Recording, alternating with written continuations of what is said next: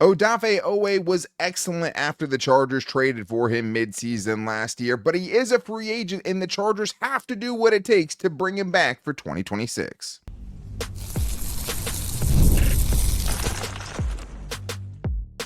You are Locked On Chargers, your daily podcast on the Los Angeles Chargers. Part of the Locked On Podcast Network, your team every day. What is up, and welcome into the Locked On Chargers podcast. I'm your host, Daniel Wade, joined as always by my co-host, David Droegemeier, and we've been covering the Chargers for 10 years now, but this is our 8th season as a host of the Locked On Chargers podcast, bringing you your team every day as part of the #1 sports podcast network. David, what do we got today? Daniel, the last time we saw Odafe Oweh, he was making Drake May's life a living hell, harassing him, sacking him multiple times, and getting the ball out of his hands. And I feel like the Chargers absolutely need to bring him back. He is going to be a huge part of what this Chargers defense is going to be moving forward. And for the offense, could we possibly get multiple years out of Coach Mike McDaniel as the offensive coordinator?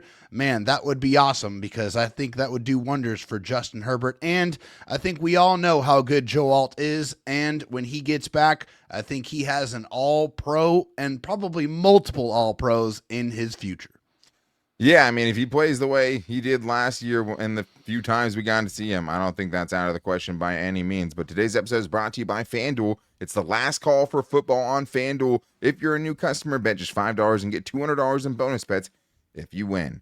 David, it is a buy or sell Tuesday that rarely gets to be on a Tuesday because no major news came out. So today we're starting with one of the biggest kind of storylines headed into the offseason, and a huge domino that is yet to fall yet for the Chargers and how this offseason is going to shape up. And that's why that we start today with a very simple buy or sell, which is just this.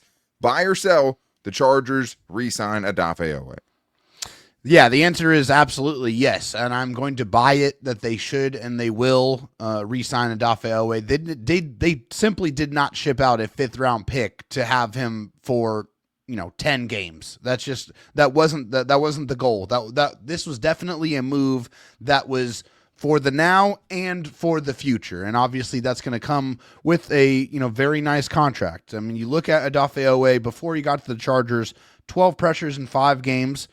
With the Chargers, he had 35 in 12 games, also 0 sacks with the Ravens before getting traded, 7 sacks in the regular season after he joined the Chargers, with obviously, Khalil Mack and Tuli Tuipulotu, a very talented edge room, but he definitely added to it. His length, his speed, his athleticism, it showed itself, very, very quickly. He got a sack in his very first game with the Chargers, and in the playoffs, on the offensive side, there wasn't really anybody doing anything of note, but on the defensive side, they were going crazy, and the guy who led that charge was Odafe Oweh with 3 sacks and 2 forced fumbles. He was an absolute animal in that game, and I think he showed what his potential really is. Yeah, and it just felt like he was a really good fit for the, Jesse Minter defense. Now the question is, hey, can he still produce like that without Jesse Minter now that he's in Baltimore under Chris O'Leary now? Still should have his, defensive line coach and Mike Elston, and also the guy who's been working more closely with him and Dylan Roney. But those are all fair questions to have. But yes, he is the biggest domino. And I do think still at this point, if I had to guess, that he would come back. Now, I also would have sworn up and down last year that Poona Ford was going to be back in the building, and that didn't happen. It's true. So I think the thing is when you look at it, what he was able to do per PFF, Oweh had the 11th highest pass rush win rate after the trade in the NFL, and including the playoffs, that's 10.5 sacks, 2 forced fumbles, 24 defensive stops, and 39 pressures in just 13 games and only 247 pass rushing snaps. So he was great. He was one of the best defensive players on the field for the Chargers after they traded for him, and just feels like a good long-term fit next to Tuli Tuipulotu, who also could get an extension during this offseason, and you have that group set up for a while. If you don't get him, right, now it still feels like you have a cavernous kind of vacuum in your edge room as far as what the future holds for that position room, and it goes way, way up your draft needs. So I have seen other people say, hey, well, if you let him go, you can get a compensatory pick. Well, let me tell you this. You could get a 4th or 5th round pick. You could even get a 3rd round pick for Odafe Oweh. But then if you turn around and go give Tyler Linderbaum a top of the market deal that cancels it out, right? So like it only counts. You're only getting those compensatory picks if you're not making your big signings of your own. And we know the Chargers have a couple that they need to make. So the compensatory pick formula isn't, as black and white as that. And it's no guarantee that you're getting a high pick if you let him go. And if you let him go, you might get a 4th round pick, but now you're missing an edge rusher. You don't have a stalwart at that position for the next several seasons. So those are all things to think about when it comes to signing Odafe Oweh, but it does feel like that's a huge domino in how this offseason is going to unfold, how much money the Chargers are going to have to spend based on, and even their biggest needs, right? Based on whatever they do with Odafe Oweh. But what about the other guy? Edward Matias says buy or sell. Khalil Mack will be re-signed. What do you think? I think with Khalil Mack, obviously we had to look at a couple of things. In 3 weeks, he's going to be 35 years old. He also missed 5 games this past season with that elbow injury. A freakish kind of injury, too. Obviously, something that's very, very weird and random, something we don't really see a whole lot. I mean, you see a lot of knees, a lot of ankles, a lot of the ACL, all that stuff. We see all that on the regular. Achilles, see that all the time. We rarely ever see a serious elbow injury. That's something that was very abnormal. I mean, something that was a little strange. On the positive side, though, 39 pressures, 5.5 sacks in that limited time that he was out there on the football field, and just as dominant against the run, an 80.6 run defensive grade, and still, at this point in his career, setting a violent edge. Not to mention, he had multiple tackles for loss as well, and 6 tackles for loss to be specific, and 4 forced fumbles. So still bringing the pain, still extremely smart and very powerful on the outside, on the edge, in the run game. To me, yes, the answer is I want Khalil Mack back. This guy's a future first ballot Hall of Famer and still playing at a high level. We're not talking, top of the market money here at this point in his career. I guess according to the projections, it's looking around $14 million, probably 100% guaranteed, which would be about $4 million less than what he earned in 2025. But I'm all for it, and I'm fine with it because I still feel like he's a major force and a big part of this Chargers defense. Yeah, and like 1 year, $14 million, that seems about right. Odafe Oweh is 4 years, $77 million, right? So just under $20 million per season, which is another one you could sign me up for right now, and I'd be fine with it, But yeah, like the thing is with Khalil Mack is you kind of just had to know what you're getting. Like it is slowing down a little bit, right? Because the last 28 games, basically the last 2 seasons, he has 11.5 sacks and 88 pressures. In his big 2023 season, he had 17 games, 17 sacks, and 88 pressures. He had as many pressures in that one season as he's had the 2 last seasons with the Chargers combined, obviously accounting for the fact that he missed 5 games last season. So he's slowing down a little bit, but he's still solid, good pass rusher. You could do a lot worse. And if you don't get Oweh, it feels like you need to bring him back to try to get another stopgap and also have to, convince him not to go try to ring chase somewhere else as someone who's never won a playoff game in his career. But let's get to one more here from Hayden Young, who says, buy or sell, the Chargers will retain most of their defensive staff under Chris O'Leary. What do you think? Yeah, I'm going to buy it. Outside of, a new linebackers coach, which, we knew about, obviously, with Navarro Bowman wanting to go, spend more time with his son, and obviously the safeties coach that replaced Chris O'Leary, Adam Fuller, the staff is pretty much the same. Is very much the same. When Chris O'Leary was here with the Chargers as the safeties coach. So I feel like with that being said, these are all guys that are very familiar with Chris O'Leary. They know him. They've worked with him before, and we haven't really seen anybody out there looking to get the Chargers defensive coaches. At least we haven't seen any interviews as of now. But I feel like that bodes well. And I feel like having somebody that's familiar with the staff who's worked with them before is going to help in keeping this staff around. Obviously, you might miss out on Rick Minter, Jesse Minter's dad. That's one that probably will, probably follow his son to Baltimore.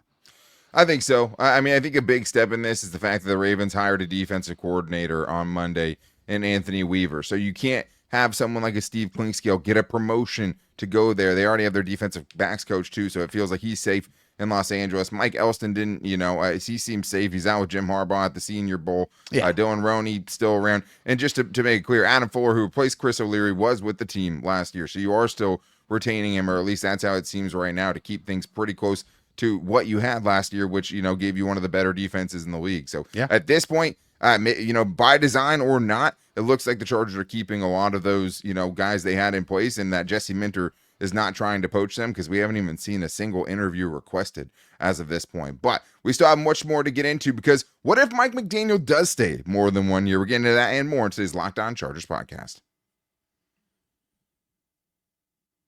Let's be real, no one starts a business for the joy of calculating tax withholdings or managing payroll spreadsheets. That's where Gusto comes in to take the stress out of payroll, benefits, and HR so you can focus on running your business and supporting your team. Gusto is the all-in-one remote-friendly payroll and HR platform that makes managing your team simple, transparent, and fast. Whether you're hiring, onboarding, or paying employees, Gusto helps you do it all from one place without the hassle or the hidden fees. And they also have unlimited payroll, which runs for one monthly price, which means no surprise charges at the end of the month. And Gusto's automated tools like offer letters, onboarding materials, and direct deposits save hours of work every week. And knowing you can reach certified HR experts anytime gives you a real peace of mind. Try Gusto today at gusto.com/LockedOnNFL and get 3 months free when you run your first payroll. That's right, 3 months free payroll at gusto.com/LockedOnNFL. One more time, that's gusto.com/LockedOnNFL.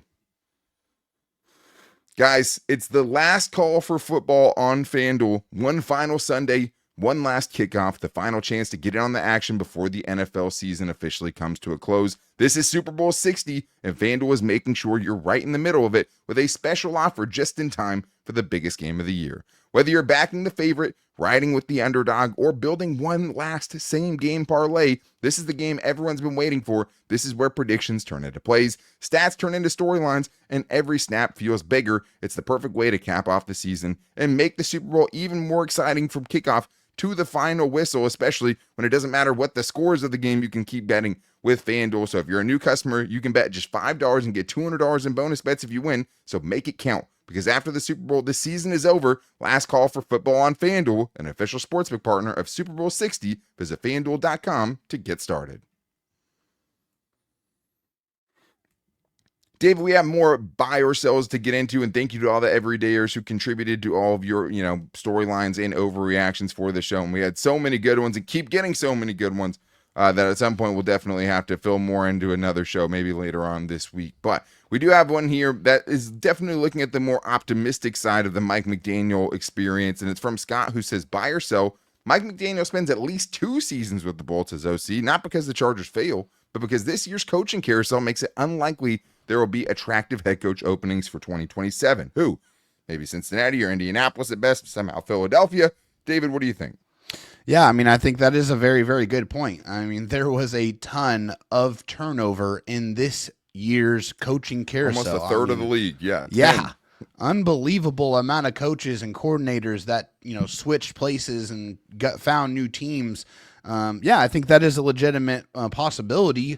I still think it's unlikely, though, so I am going to sell it. And just because he was so clear and so adamant about the fact that he still sees himself as a head coach and wants to pursue that and wants to bring a championship to an NFL franchise. That's what he said pretty much verbatim.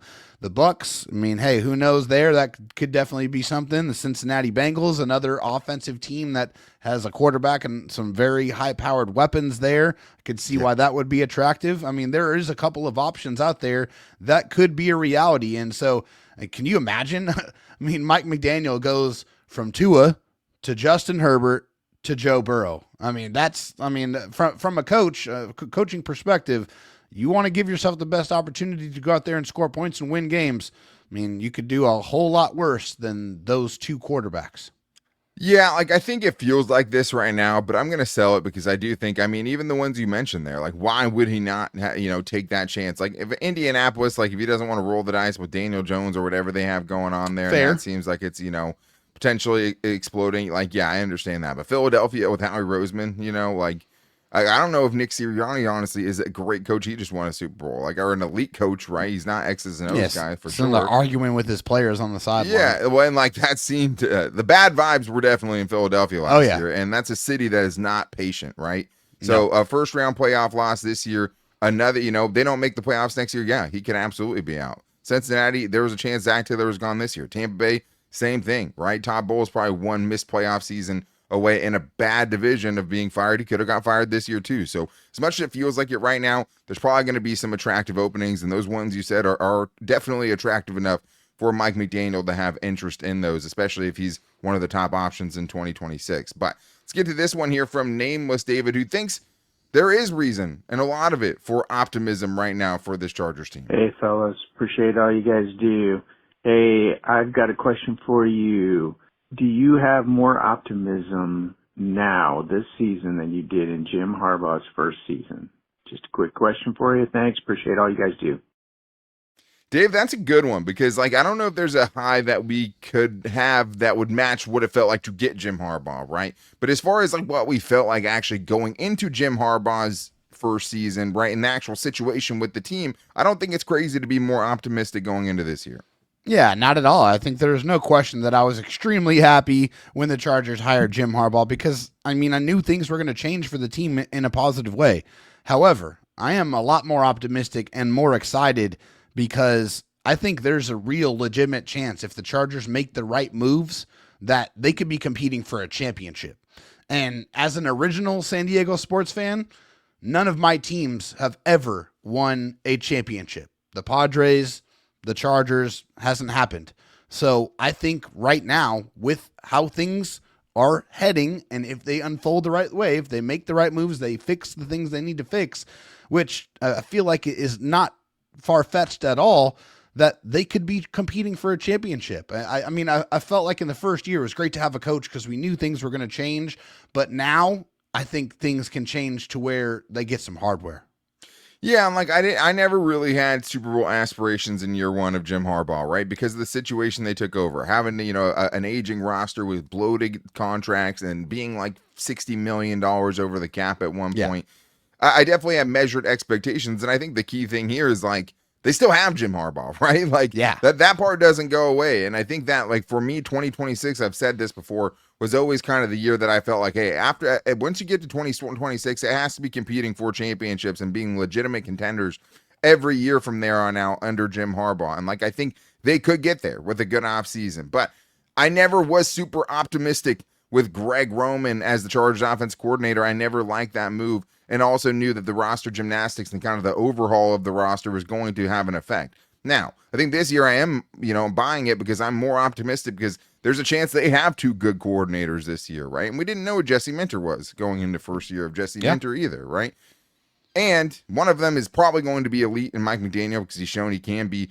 3 Ortiz draft classes stacked on top of each other, and a situation on the interior of the offensive line so atrocious that it can't be ignored, right? It can't be, and I have faith in that. But not for a third year in a row. Very much a reason for optimism, more optimism than even Jim Harbaugh's first year. But let's get to one more here from Jackson, who says, buy or sell, the Chargers will sign a running back in free agency to pair with Omarion Hampton. I'm thinking more speed, more of a speed back as opposed to Omarion's bruiser style. David, we know Mike McDaniel loves speed. Is there a chance they're signing a running back to add a little bit more juice to that room? I hope not. and when I say it that way, I'm going to sell it. I don't think that they're going to go out there and spend money on another free agent running back. The last free agent running back they brought in played 3 games and then was lost for the year. And even before that, had some off the field things that prevented him from getting on the field and playing at all, pretty much in the whole offseason. Of course, I'm talking about Najee Harris here. But I just don't like it from a philosophical standpoint either. I just don't think that they should be going out there spending money on a position that is notoriously very physical, and they don't always play all of those games. So do I feel like they need to add speed to that group?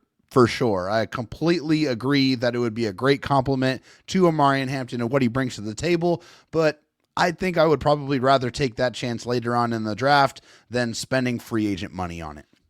Yeah, I think that's a more likely outcome. Maybe you see a really cheap signing there. Yeah, and I'm be all right with that. Because you could go get a Kenneth Gainwell or Travis Etienne or someone that feels like they would fit more of that kind of slashing zone scheme.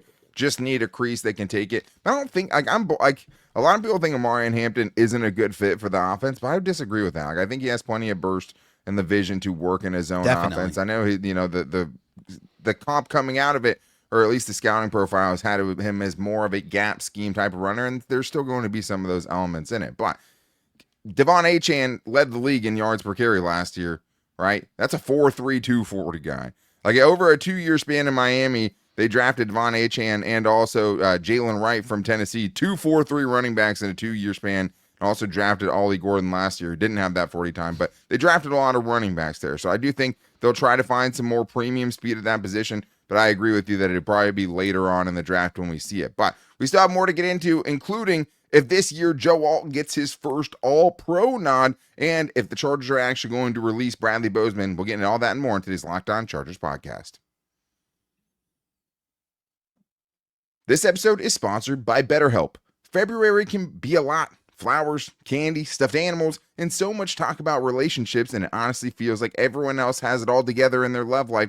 But here's the truth. Whether you're married, dating, single, or just focusing on you, most people are still figuring it out. And no matter where you are in your romantic journey, therapy can help you find your way. It can help you get clear on what you want, what feels heavy, and how to take some pressure off of yourself. It's easy to assume everyone else has a perfect relationship when all you're seeing is the best parts of those relationships on social media and not seeing all the tough times that they have to go through. And it can be really hard to get that part of it out of your head, and talking to someone can really help with that. And it also can help you communicate better with your partner and find better skills to help, in my case, my marriage, to be able to have those conversations so it doesn't reach the boiling point that it can get to at times. And everyone is going through something along those lines. But BetterHelp can be a help for that, and BetterHelp has licensed therapists in the U.S., and they do the initial matching work for you so you can focus on your goals. And if you want to switch therapists, you can do that at any time. Sign up and get 10% off at BetterHelp.com/LockedOn. That's BetterHelp.com/LockedOn. I also need to tell you guys that tax season doesn't have to take over your life. This year, TurboTax is making it easier than ever to just hand things off and move on with your day. With TurboTax full service, you can have your taxes done by a trusted local expert, start to finish, without the stress or the guesswork. Instead of spending hours trying to figure out forms, you can meet with a local TurboTax expert in person or connect online. They handle everything from W-2s to self-employed forms and work to get you every single deduction, and you can upload your documents, go about your day, and get the updates right on your TurboTax app. It's a huge time saver, and it gives a real peace of mind knowing that an expert is handling it. For a limited time, you can have your taxes done by a local TurboTax expert for just $150 all in. If a TurboTax expert didn't file for you last year, just file by February 28th. Take taxes off your plate and get back to your life. Visit TurboTax.com/local to book your appointment today.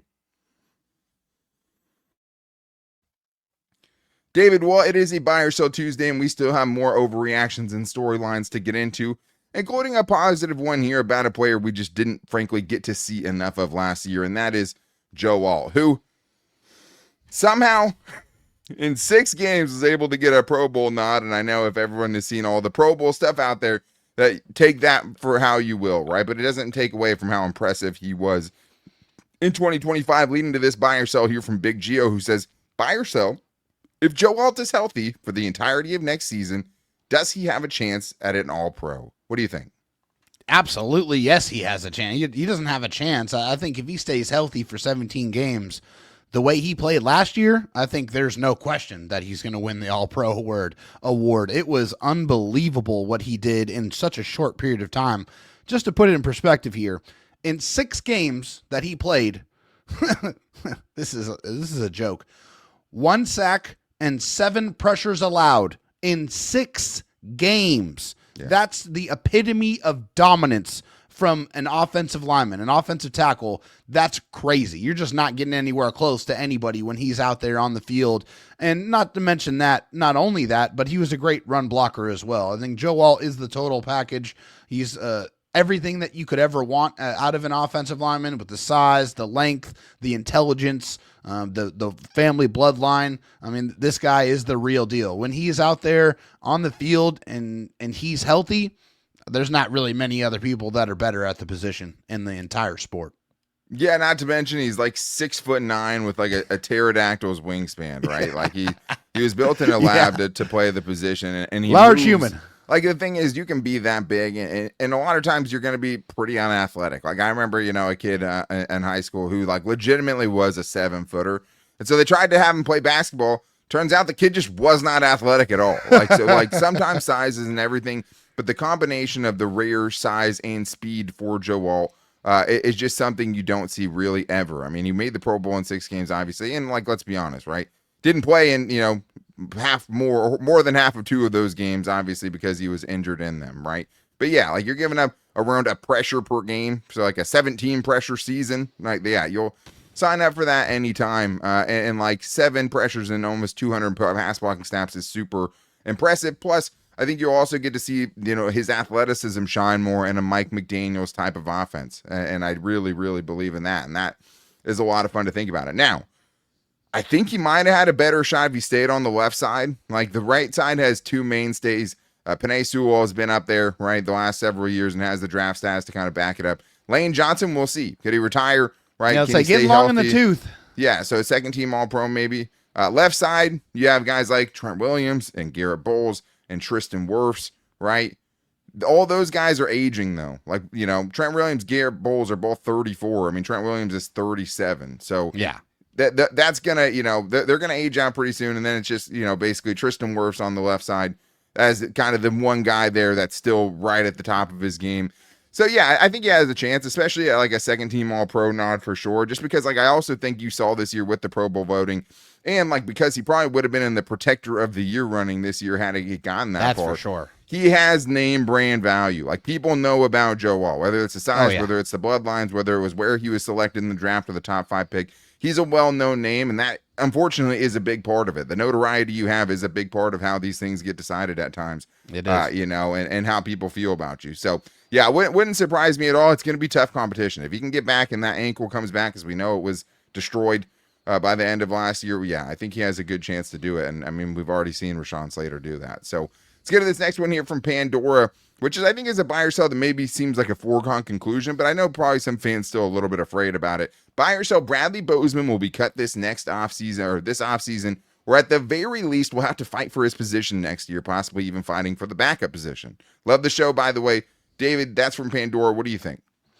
Yeah, I'm going to buy it. I know Bradley was there every day. He did his best. He was available, but unfortunately, it just wasn't good enough. And Justin Herbert deserves better. And if the Chargers want to win a championship, they'll get him better. It's quite as simple as that. Yeah, like, you just really can't make an argument for it to be back. Like, I mean, if he's your backup center or something like that, whatever, I guess, right? But like, if you don't have a better alternative than that at the beginning of your season or at the beginning of the training camp or the beginning of OTAs, you failed.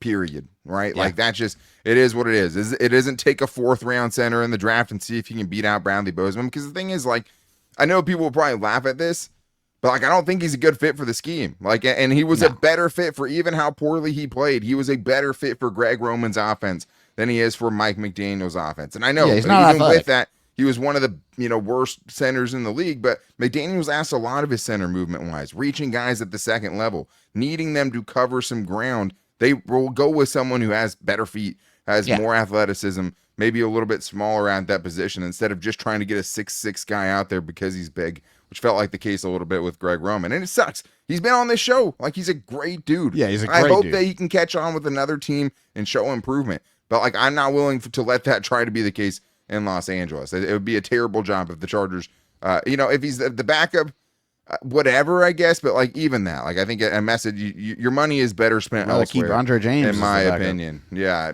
maybe that's, I mean, for sure. So let's get to last one here from Mr. Chow Chow, who says, buy or sell. You can't find a better free agent guard than Zion Johnson, so you're better off re-signing him, and he would flourish in the Mike McDaniel scheme. David, are you buying or selling that?